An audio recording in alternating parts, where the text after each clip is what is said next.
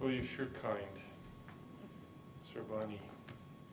I thought, just to defend myself, I would go a little bit back in my history to describe the approach that I've taken as I've tried to tackle on some of the problems that Sorbani has described. My first career was I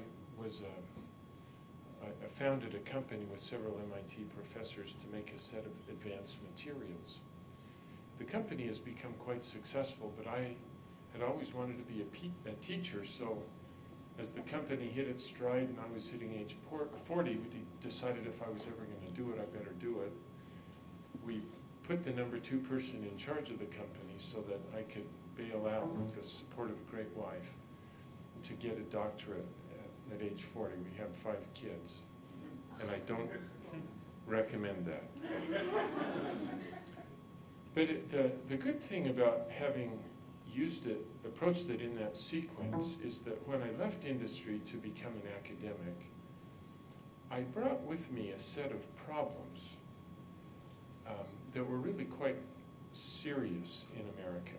And one of them is, I wonder why success is so hard to sustain. If you look across the sweep of business history, most companies which at one point were widely regarded as unassailably successful, a decade or 2 later you find them in the middle of the pack and often at the bottom of the heap.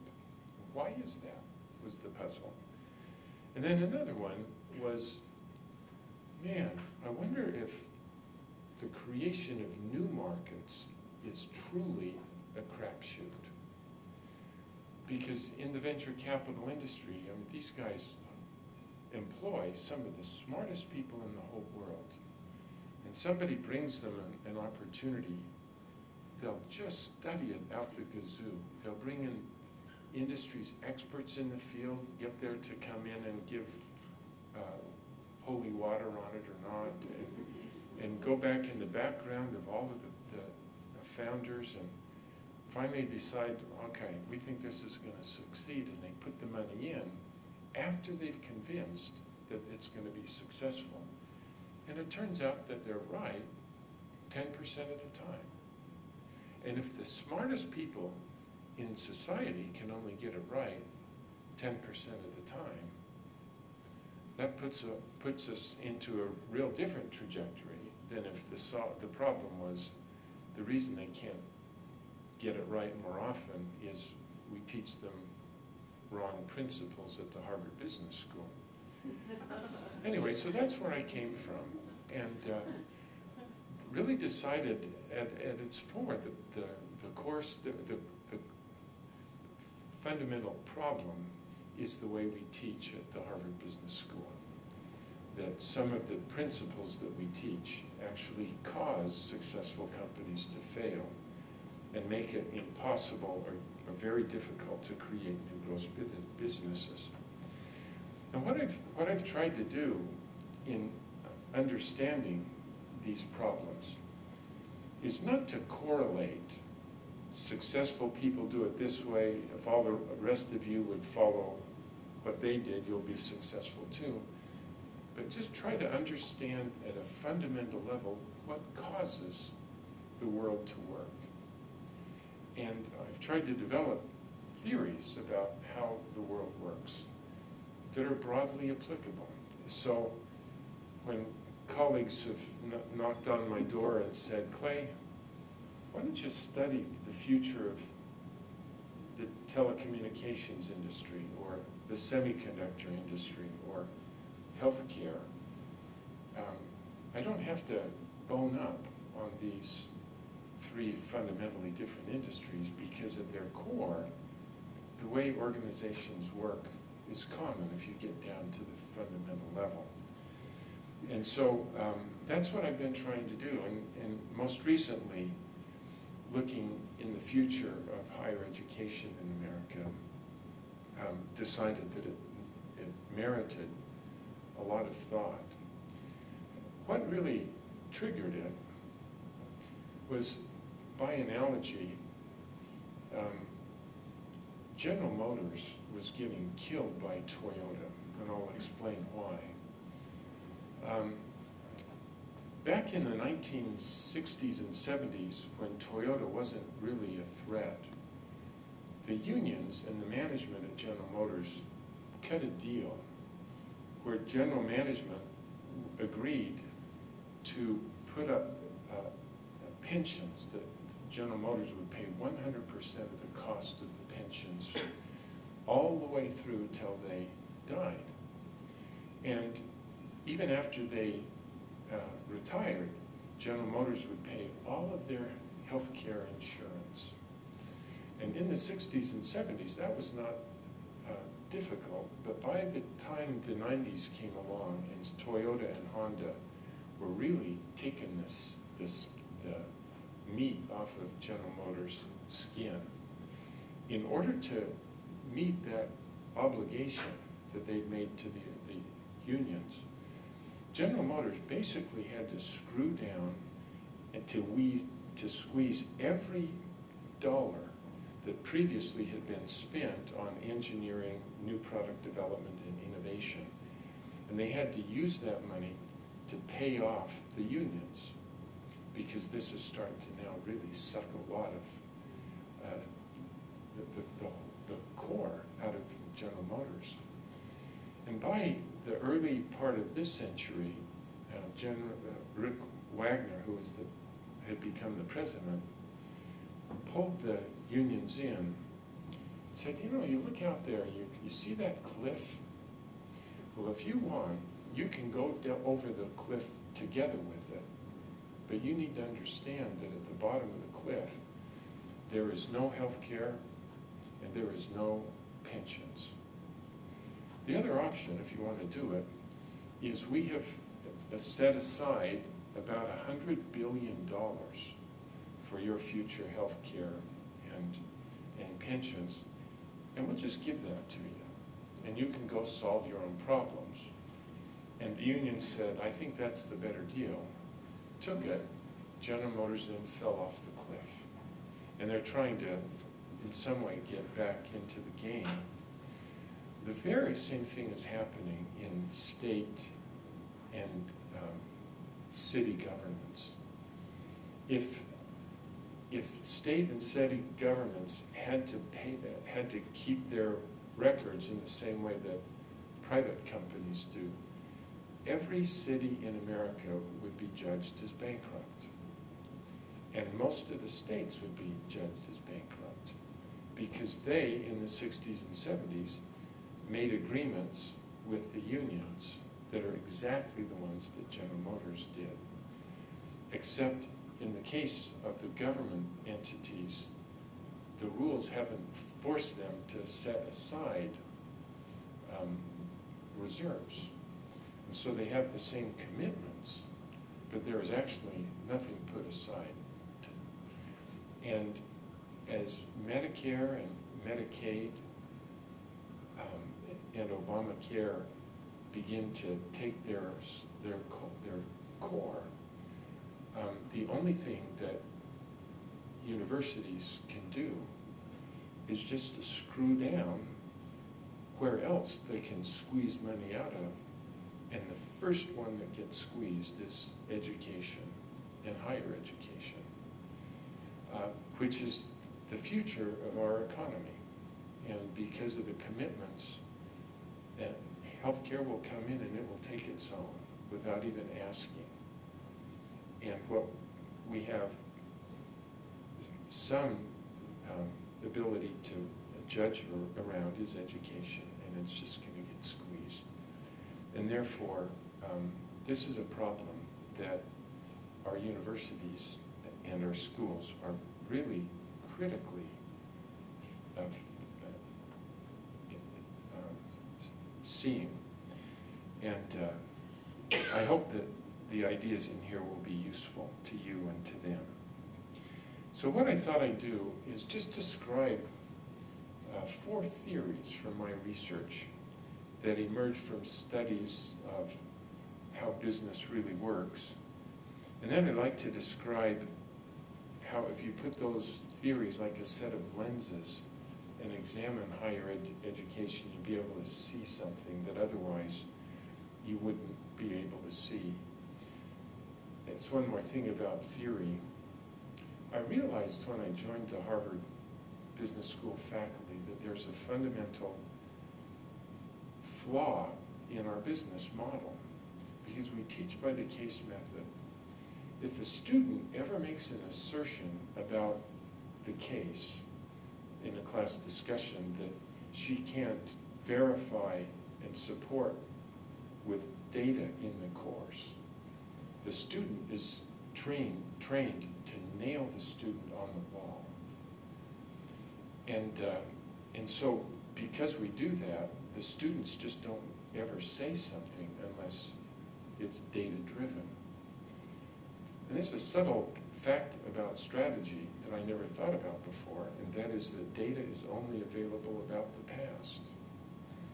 And by forcing our students to be data-driven, analytical, and fact-based in their thinking, we teach our students to be able to take action when the game is over. And to look into the future, the only way to see the future clearly is if you have a solid theory that can be a set of lenses for you. And so that's what I want to do with you now. So the first theory that emerged from the research that I engaged in is called the model of disruption. And basically it's this. Around this question of why is it so hard to sustain success? What always kills a successful company is not that somebody comes into their market with a better product.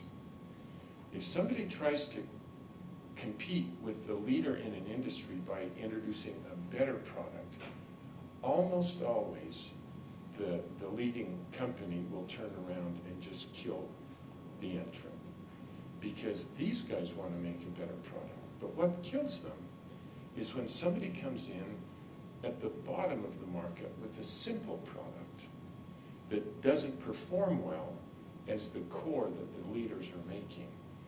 That's the one that always kills the leader. And let me describe how Toyota killed General Motors with this simple model. Toyota came to the market in the 1960s, and any of you have enough gray hair to remember how Toyota came into the market? It wasn't with Lexuses. They came in with rusty little subcompacts called Coronas. And then Toyota went from Coronas to Tercels to Corollas, Camrys, Avalon, 4Runner, Sequoia, and then a Lexus. When they were coming at the bottom of the market, General Motors and Ford were making big cars for big people. And they'd see Toyota coming at the bottom.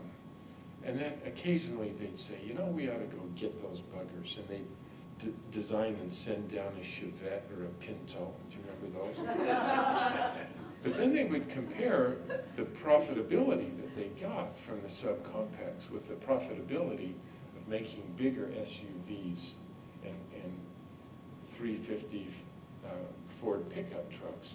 And it just didn't make sense to defend the least profitable part of the business when focusing on the big machines was so much more profitable. And so every time Toyota moved up, the reaction of General Motors was, should we try to defend the least profitable part of the business or make better cars with higher profits? Until all the way up, and it's the way Toyota disrupted General Motors. Who's disrupting Toyota? They don't feel as if they're being disrupted at the bottom. Who's, Kia. yeah, Kia and Hyundai, the Koreans, have stolen the low end of the market from Korea, and it's not because Toyota is asleep at the switch. But why would Toyota ever want to defend the least profitable part of the business when they have a privilege of competing against Mercedes and BMW at the high end? And then Chery is coming from China next, And seriously, we don't have to worry about them at all. Another one that did this is Walmart, that disrupted the department stores. And they came in going after merchandise was at the low end of the merchandise product that was sold by department stores like Macy's. And in the 1960s, the department stores sold hardware, sporting utensils, consumer electronics, plumbing supplies, and they also sold I had a stroke last year and I lose some of my words. I'm sorry about that. The department sold clothing and cosmetics as well. And for them, clothing and cosmetics were much more profitable than the hard goods. So Walmart came in and all they picked up was the hard goods. And as department stores compared, should we defend that or should we just focus on clothing? It made all the sense in the world to go up to become clothing retailers, and we'll just give the hard goods stuff to the discount companies. And as they did that, our kids think that Macy's is a clothing store, but it wasn't always so. They got driven out of the bottom. But the reason why Toyota has to move up and why the discounters have to move up is if they just stay at the bottom of the market, they don't have a cost advantage. As soon as the high-cost players get out of the bottom, it's just low-cost competitors against low-cost competitors, and they have to move up in order to maintain their cost advantage. And so as soon as the department stores got out of hardware, what was Target going to do? They have to become Target. Because it's only by taking their low-cost metal up market that they have a cost. And so you can count on those at the bottom to want to move up. Well, one of our students pointed out an anomaly that this theory of disruption couldn't explain. And he said this doesn't happen in hotels. Holiday Inn came in at the bottom of the market in the 50s and 60s. And for reasons we understand, the expensive hotels didn't go down to knock off Toyota, but Toyota, or Holiday Inn, didn't move up market either. And McDonald's came in at the bottom of the market, and the nice restaurants didn't go down, but McDonald's didn't go up. And it took 5 years to figure out this simple paradox. And that is, when somebody comes at the bottom of the market, if they have a technological core that is extendable up market, always they'll disrupt and kill the leaders.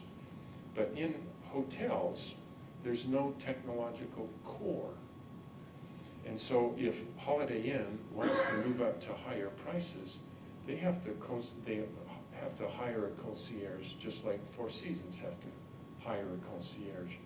So as they move up market, they have to replicate the hotel competitors that they're trying to emulate.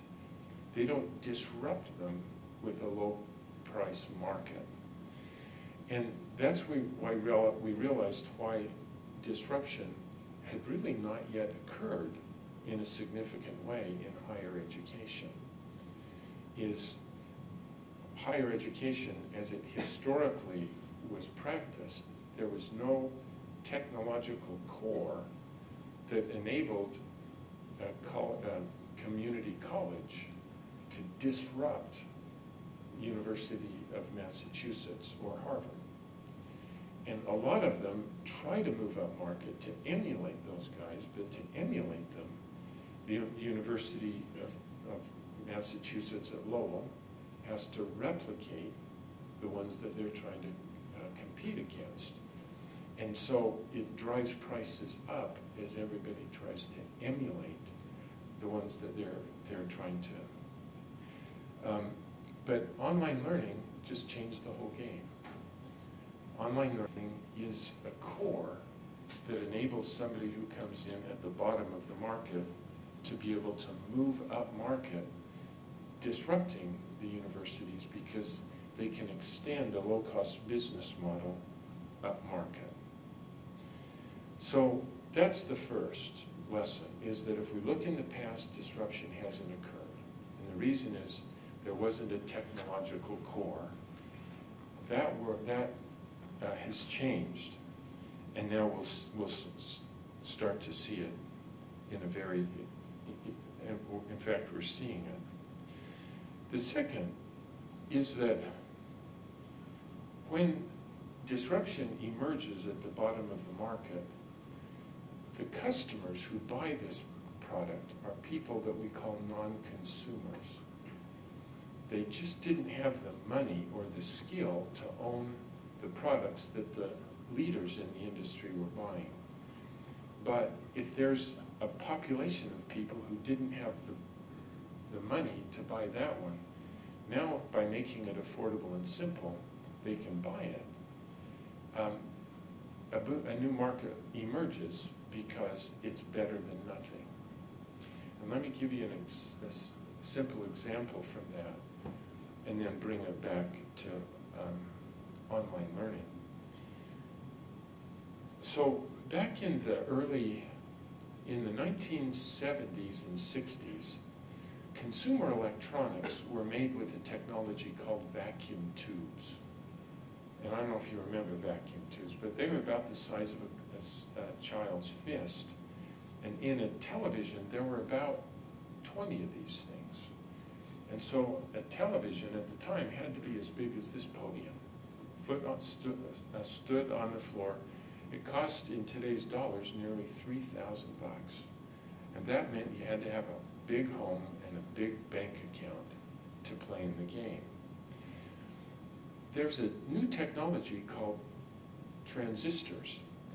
And it wasn't as good as vacuum tubes because you couldn't use, the transistor couldn't handle the power required to build a television. So all of the suppliers of vacuum tubes, and these are the giants of the consumer industry at the time, Sony, Zenith, General Electric, Westinghouse, they took a license to the transistor because they knew it would be important someday. They spent about $3 billion trying to make the transistor good enough that it could be used in a TV. But Sony came in with a similar technology, the transistor, but rather than try to make the new technology compete against the old technology in the big television business, Sony went to the bottom of the market and tried to make a product that was so affordable and simple that people who previously didn't have the money to have a television or a radio, now they could have one. In 1955, Sony introduced the world's first transistor radio. It had 10 transistors in it. It cost $2. And they sold it to the low end of humanity, people that we call teenagers today. And my brother and I bought one. And it was truly a crummy product. I grew in Salt Lake City, and we had to stand west to the Great Salt Lake to get reception. But it was so much better than nothing that my brother and I were thrilled with this thing. Had they tried to sell it to our parents, it would have been judged as a crummy thing, because it truly was. And then in 1959, Sony introduced the world's focused transistor radio. It was a very limited product, but by making it so affordable and simple, they competed against non-consumption. And because it was so much better than nothing, a booming new market emerged. And RCA felt no pain. But then by the 1960s, Sony could make bigger and bigger machines. And through 1966 through 1973, it now started to compete head-on with the vacuum tube business. And it sucked all of the customers out of the vacuum tube business into this new world of solid state. And every one of the vacuum tube companies died.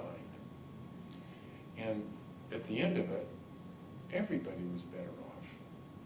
Because it wasn't just, it started out simple and affordable, but then the technology got so good that people could see that there are real advantages to solid state. Like you could, with a radio, take it wherever you wanted to. And the way they defined goodness when you had portability was very different than the way you define goodness if it was this big vacuum tube machine in your home. And so that's the way online learning is taking root today.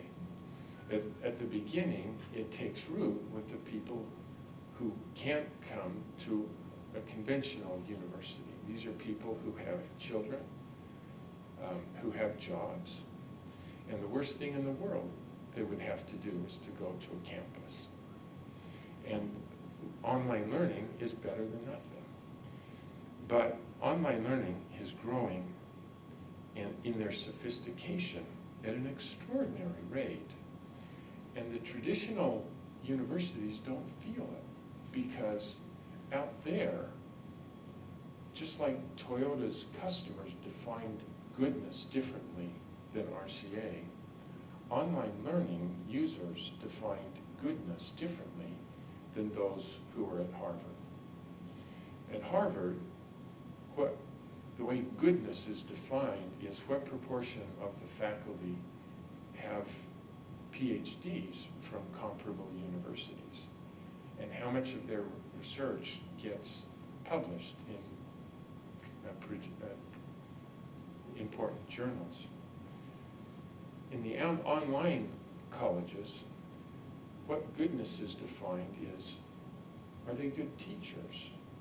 And are students good learners? That's a very different, I hate to say this, at Harvard, there are not a whole lot of professors that care how well their students learn. What goodness is in their context is very different. So just this week, I was in San Francisco at the headquarters of the University of Phoenix. And I've got two stories I want to tell about them, but this one is they occupied a massive building in downtown San Francisco. About 1,000 employees. Over the course of 5 years, they're spending $200 million on making our products better so that our students will learn better because we're learning how to teach them better. $200 million on how to help students learn better. Turns out that they have about 20 million students, and they've got records of all 20 million, not just when they were admitted and when they graduated. They know every course that they took. They know how long it took them to get the course done. They know every assignment that they did in every one of those courses. And they can go back and examine when she took trigonometry, can you see how after the 5th lesson, she just went off the rails? Let's go at others who are the same age and see where they ran off the rails. And in very sophisticated ways could see where the problems are in their products that are not the best teaching in the world. You look at the amount of money spent by the universities and colleges in Massachusetts, and they spend more than $200 million, but almost none of it is spent helping teachers to help students how to learn better. And I walked away from that thinking, holy cow, the game is over. There was nobody focusing in how to teach like the University of Phoenix. And for the rest of us at the so-called prestigious schools, we just don't get it. I teach at the Harvard Business School, and the president of the University of Phoenix came to see me about 4 months ago and asked, Clay, I heard you're a good guy in strategy and creating new growth. Could we record your lectures? And of course, Harvard won't let them do it on campus. But I went and asked the dean if that would be all right. And he said, you're an idiot to ruin your brand by letting your stuff go on the University of Phoenix. And I said, Dean, maybe, maybe not, but that's the future. And he said, if you want to do it, go ahead. So they arranged a place down right on the water as the Institute for Contemporary Art. And they have this auditorium that looks out over the harbor. Beautiful place. So I went in and I was getting my PowerPoint all ready to go, and I looked out at the students. Oh my gosh, these were beautiful people. Seriously beautiful people. And I went up and asked for one of them, what college do you guys go to? And he said, oh, we're not students, we're actors and models. And I said, oh.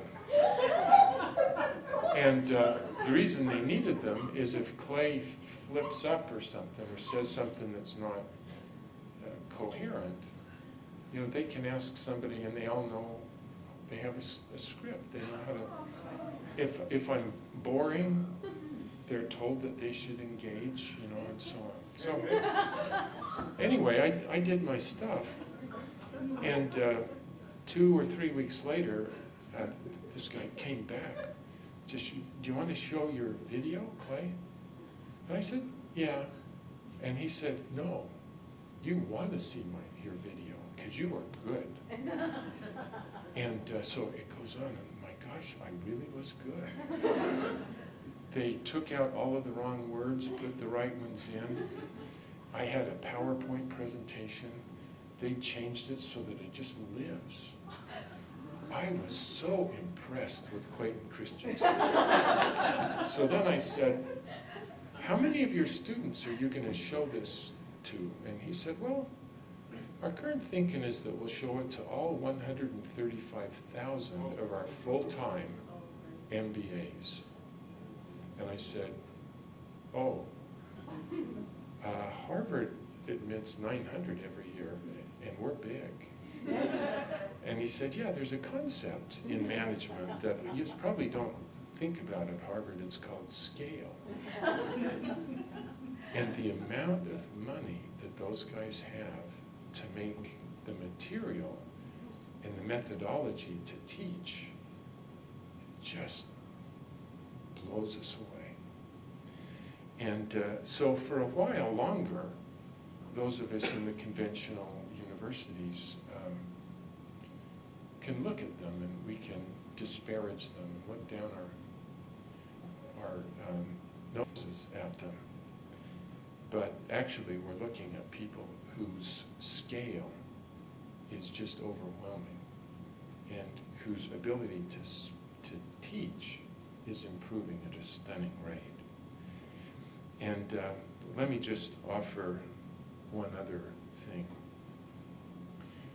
So when I was at headquarters in San Francisco, they showed me of this one student's history, and they said, see, you notice there, he was in algebra, and this sucker was doing his work at 3 a.m.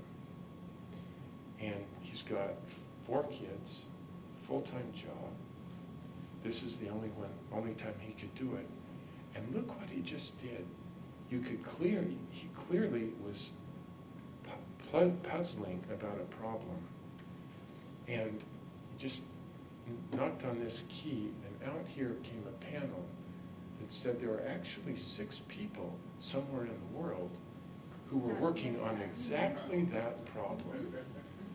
And the one at the top had 22 ups and 2 downs. And the guy at the bottom had 5 downs and no ups. And so he pinged the guy at the top and asked for help. And he was really good at answering these questions. And that's, I guess, the last thing that I think that online learning brings to us. And that is, there's a pretty powerful evidence that we should never tell each other that you're smart or you're dumb, because there are about 8 different types of intelligence in the way our brains have been wired. And most of us are geniuses in 1 or 2 of these types and are completely clueless in others. And when you sit in a conventional classroom, the teacher up there can teach to one of the intelligences, but it's very hard to teach to the other 7 types of intelligences. But when you have to teach somebody, you have to frame the material so that you can understand it. And that's why you learn so much better when you're teaching something than when you learn it. And I had a good friend who went to a 2-year school, and for what crazy reason he wanted to study economics, accounting. And he worked his guts out and got an associate degree with a B- average, a C- average. But somehow he convinced the admitting committee at Brigham Young University, which is where I went, to let him come in under probation to get his master's degree. And the guy just killed himself. And at the end of the first semester, his advisor pulled him in and said, "You're getting a D-. What does your dad do?" "He's a farmer."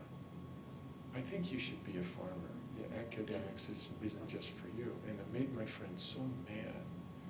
He said, "You let me in here, I'm going to graduate." And this kid geared it up and spent 80 hours a week trying to study accounting. And he graduated with a C- average. And this guy, he could sell used bubble gum and get rich. So he convinced them to let him into the Masters of Accountancy on probation. And again, he just, and he graduated with a C- average.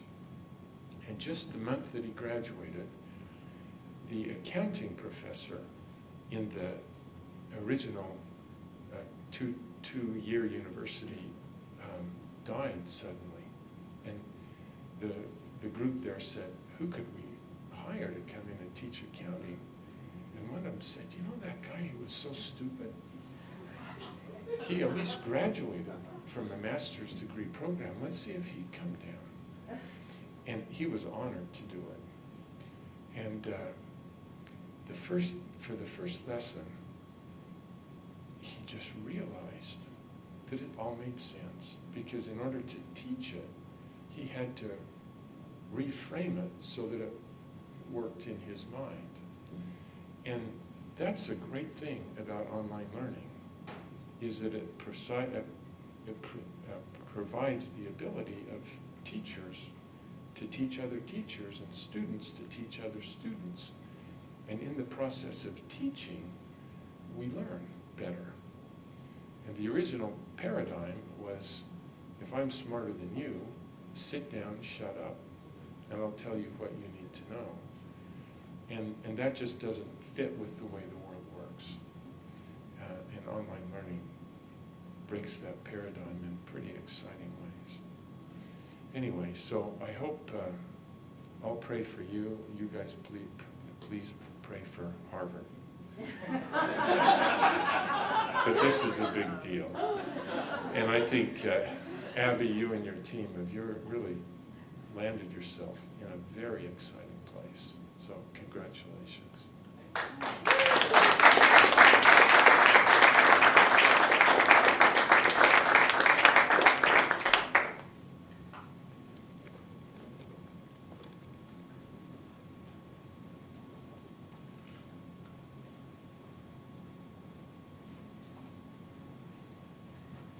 I have so much to think about right now, I forgot who's even coming up next. But I think it's Mr. Cedric Cromwell. I'm not sure. Is that it? Just kidding. It's this guy.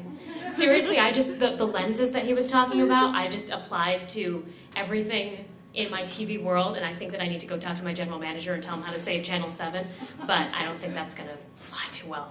Well, maybe he can hear it from you. So here's Abby.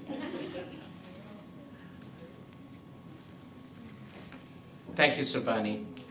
We're going to show a quick video from our product launch. A second, if you get the technologies up.